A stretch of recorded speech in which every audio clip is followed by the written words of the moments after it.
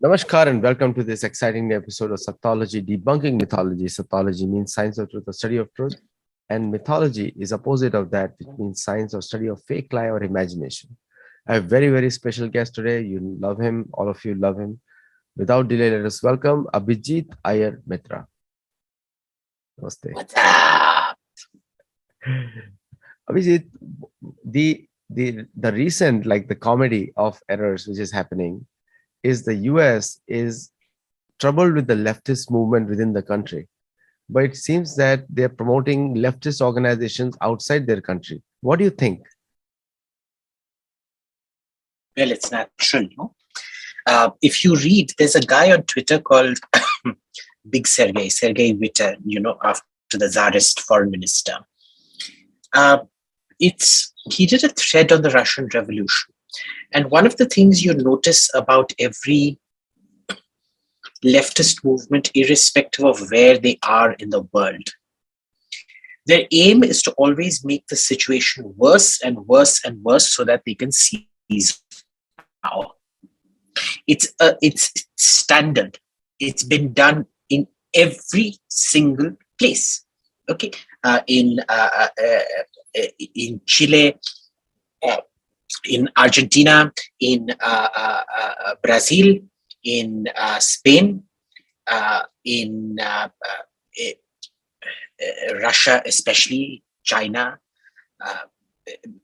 and sometimes they win. They always hope to win, except sometimes some people are smarter than them, like say Franco or Pinochet. So, and thankfully, then they don't. But this has been a classic practice throughout. So you'll notice that every time you want a country or something to get destabilized, the standard rule is you support leftists out there. Okay, because a right-wing nationalist is not going to destabilize their own country, because by definition, a right-winger is a nationalist, right? So they are not going to destabilize their country except, by, well-intentioned, stupid acts which end up. Whereas a leftist, power is everything for them, because power is how you achieve your end goal, right? It's just amazing how people never talk about this, but it's something we've always seen, irrespective of where they are, with the exception maybe of the 4 Scandinavian countries. But those are countries that, thanks to different reasons, defy most expectations everywhere. So there is a new narrative which I see in the campuses today: is nationalism is bad and patriotism is good. What do you perceive of it? So this is a very European idea, because Europe had a bad experience with nationalism. Therefore, every other country is also going to have a bad experience with nationalism. I'm sorry, that's not the way it works. Everything is dangerous. Socialism is also dangerous. Communism is dangerous. Is nationalism dangerous? Of course it is. But it depends on a whole lot of external stimuli of how it goes absolutely rotten. Okay, in Japan, it went rotten. In Germany, it went rotten. In Italy, it went rotten. I can show you 100 other places where it did not go rotten. Even communism in Vietnam was a very nationalist communism. I think what people forget is how nationalistic Vietnamese communism actually was.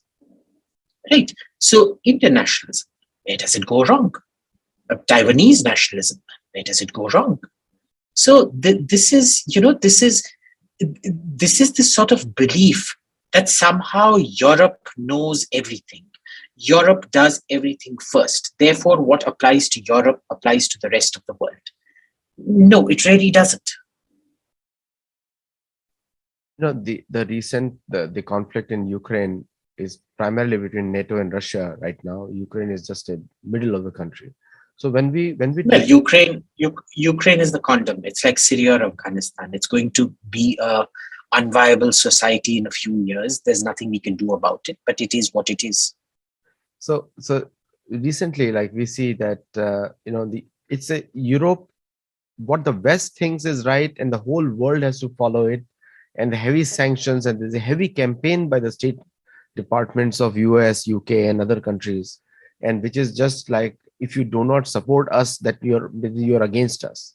So, how far the world is taking this approach? Because I see African Union leaders opposing it vehemently now because the food prices have gone up in Africa. So, what do you think? What do you think the world is taking it as?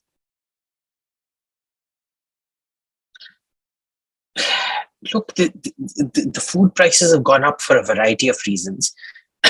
Russia, Ukraine has only made it worse, right?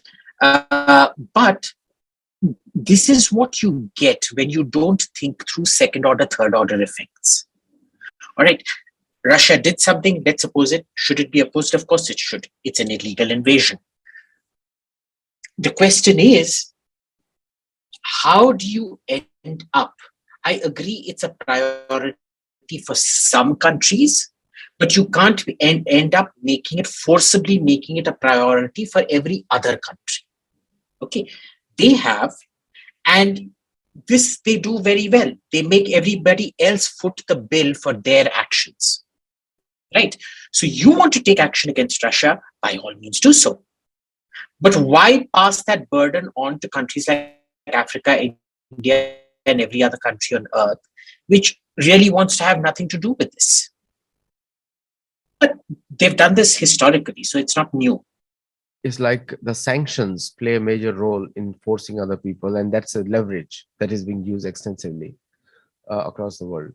So, I was following the tech conference in Bangalore, and one of the views which came up in actually, it's a common view across all the discussions, was the American tech firms have actually far more control over India and other countries than anything else, and that is also considered as a threat nowadays. What do you say on that? Yeah. Well, American technological leadership is not new. People didn't realize this, but ever since the 80s, that has been the reality. Because remember, the digital revolution and then the information revolution started in the 1980s in Silicon Valley, expanded kind of to Europe, but mostly remained in America. And today that lead is unassailable because information grows geometrically. It doesn't go arithmetically, right? So it is weaponized. There's very little you can do about it. How are you going to deal with it? Are you going to do what China does, which is island itself?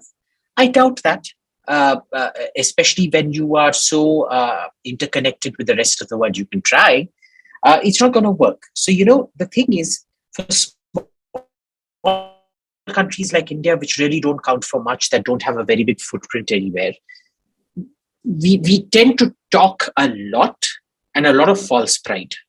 You remember this, I mean, growing up in India, you'd always have that uncle who would come over and over a scotch, he'd say, Bill Gates, he was flirting with my daughter. He used to grope my daughter and all of that. I slapped the bastard and I sent him off. And, he had to run out of the window. And it was only after he ran out of the window in my house that he came up with the idea of windows. So, I invented windows technically. Every Indian household has that uncle. And unfortunately, it's that uncle mentality that permeates our entire Weltanschauung. So the Quad summit, and China is opposing that vehemently, and India has also made a strong push. And do you think that it's a Western ploy to divide the Asia so that they can control the economies in the Asia? What do you think? No. When was Asia ever united?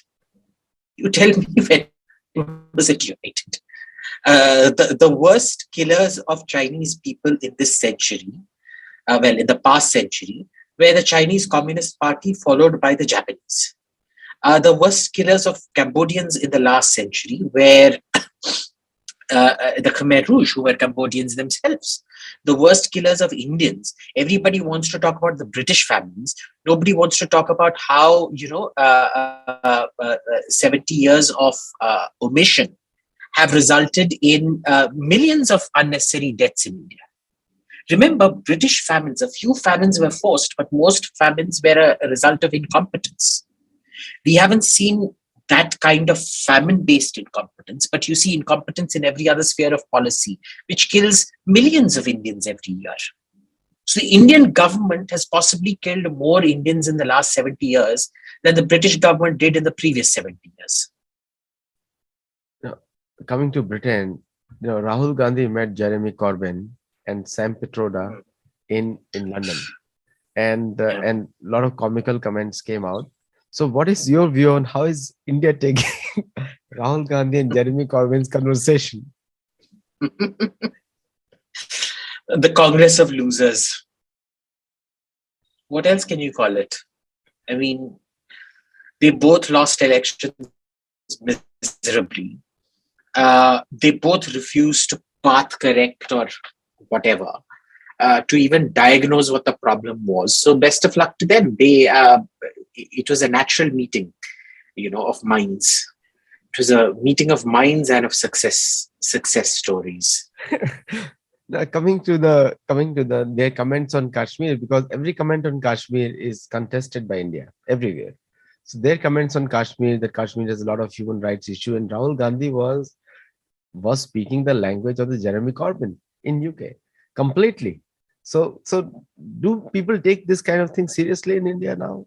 Because now the Kashmir is being opened up. My friend just bought a huge land in Kashmir, and he's opening up a 5-star hotel over there. So things are. So see, the thing is, Kashmir has its own set of problems, which we can discuss in a separate episode, because that's too long for just one episode. But the main thing we need to remember is that every time Rahul Gandhi opens his mouth, at least 200,000 Congress voters abandon the Congress. Every single time. Per minute, 200,000 Congress voters abandon the Congress. So what ends up happening is, we should understand, it wasn't Rahul Gandhi, the quasi and ex-president of the Congress, saying all these things. It was Rahul Gandhi, the secret BJP agent, who goes around doing all these things so that the BJP will get more votes, saying all these things. He is a top guy. I'm telling you, I'm 100% convinced that this Rahul Gandhi's visit to London was funded by the BJP so that they can win the next election. It's part of Ab Ki Baar Modi Sarkar 2024.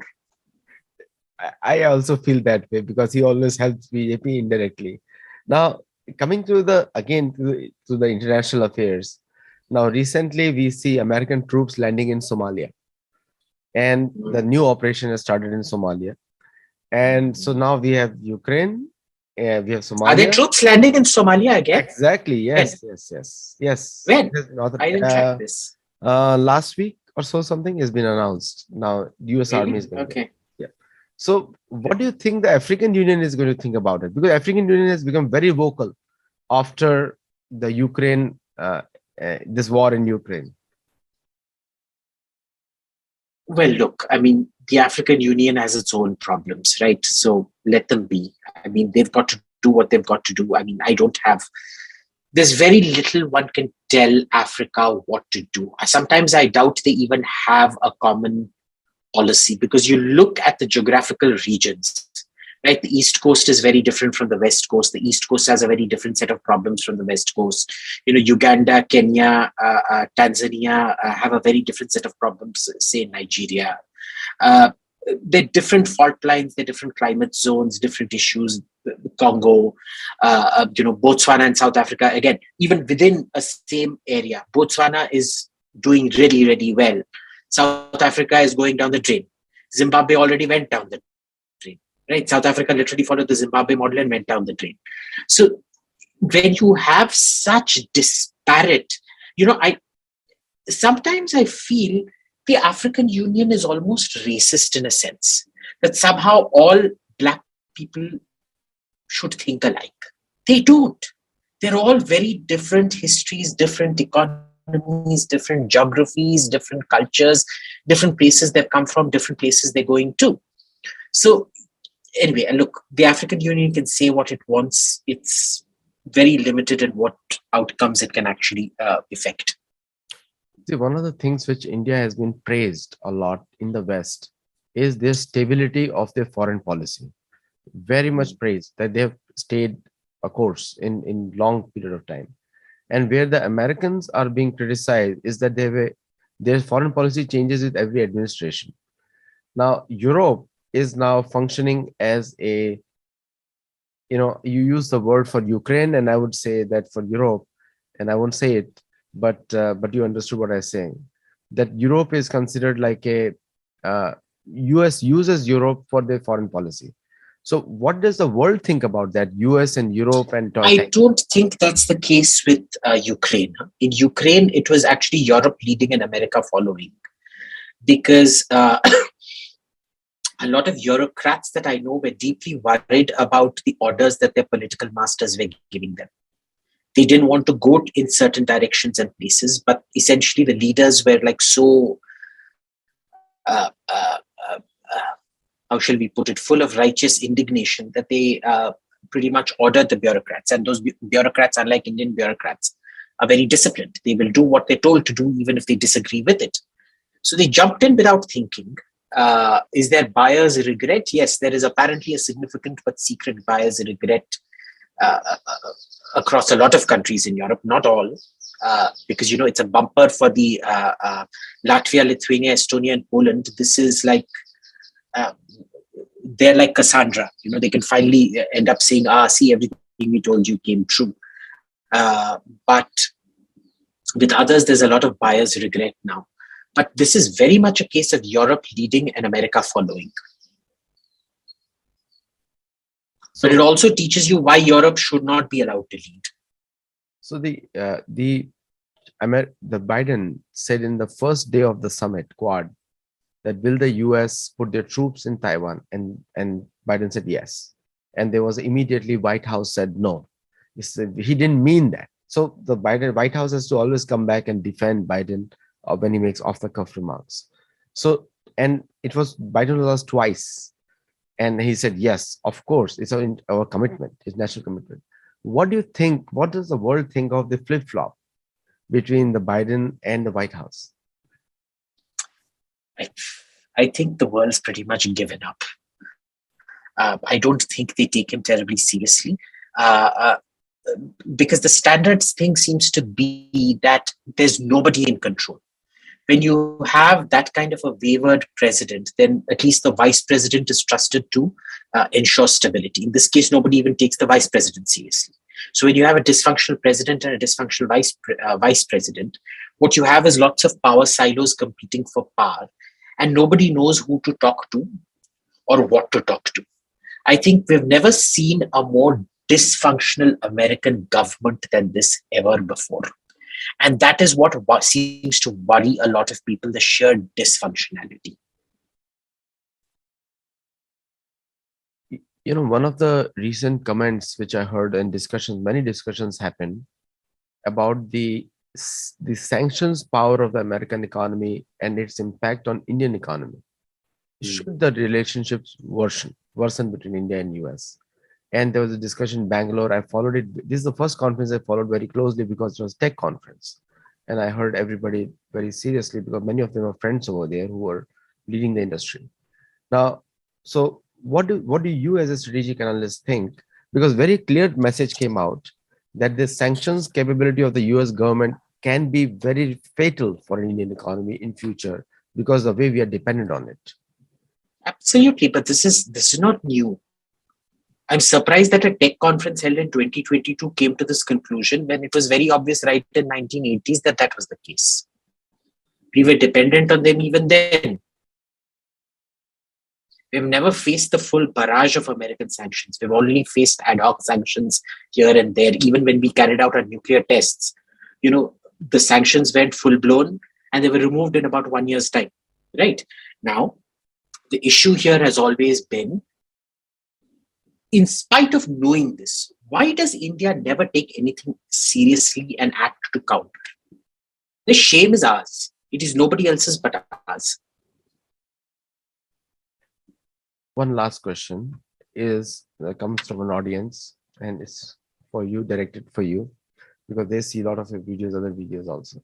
So one of the things they are saying that the strategic thought process in India is lacking, despite you being also one of the strategic experts from there. So is lacking. Like Indians are not planning 30, 40 years ahead. We are reacting all the time. So why in a country which is known to produce so many engineers, doctors, and educated elite, but they are not able to fathom a long-term strategy for the country? Well, it's underestimating your own weaknesses and overestimating your strengths. Therein lies the problem. Okay. I can honestly tell you, if you come up with something, you will have 100 different detractors, most of them in government, because the government itself is so hopelessly corrupt. And it's not political corruption, it's bureaucratic corruption. But Modi thought that if the political class is not corrupt, then the bureaucrats won't be corrupt. So he enabled the bureaucrats. It turns out to be the exact opposite. Today, bureaucratic corruption is at a level you will not believe. So they have an interest in thwarting anything and everything. Second, who is to decide what is right? Because you know the old joke, you put 9 Indians in a room, there'll be 10 opinions. Which opinion is right? There's lots of ideas. The question is, who decides what idea is good? If you have a prime minister who decides the IAS and IFS know everything about everything, then that's what you get. That's to say the bureaucracy. He loves the bureaucracy despite the track record of abject failure historically. Okay, there's nothing you can do about it. We're our own worst enemies. It's not China, it's not Pakistan. India's own worst enemy. Thank you, Abhijit, and thank you so much for coming on the show today. And thank you for all the viewers for watching it. Do watch it live on YouTube as well and comment as much as possible. It helps us and it helps everybody else, your questions. Abhijit, if you get a chance, can you answer those questions online if you get a chance? I know you're busy. Sure. All right. Thank you. Bye.